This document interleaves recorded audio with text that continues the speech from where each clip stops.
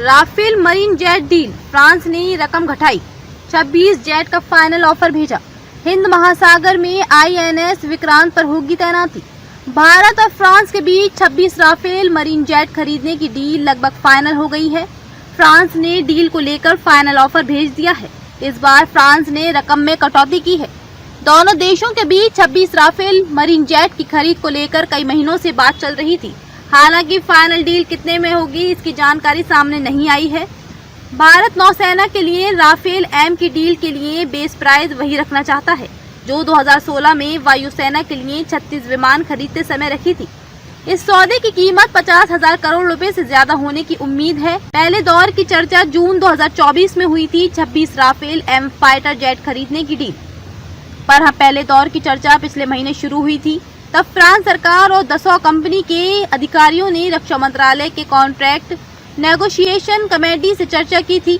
50,000 करोड़ की ये deal final होने पर फ्रांस राफेल एम जेट के साथ हथियार, सिमुलेटर, क्रू के लिए ट्रेनिंग और लॉजिस्टिक सपोर्ट भी मुहैया कराएगा।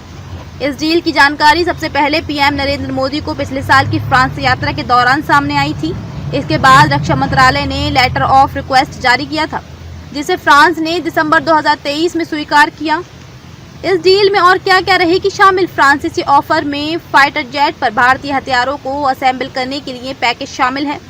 इन हथियारों में Astra, air to air missile, aircraft carrier से ऑपरेट करने के लिए जेट में Indian specific enhanced landing equipments और जरूरी इक्विपमेंट्स शामिल किए। फ्रांस ने ट्रायल्स के दौरान इंडियन एयरक्राफ्ट कैरियर से राफेल जेट की लैंडिंग और टेक ऑफ स्किल का प्रदर्शन किया है, लेकिन रियल टाइम ऑपरेशन के लिए कुछ और इक्विपमेंट्स का इस्तेमाल करना होगा। ये भी भारत की डील का हिस्सा होगा।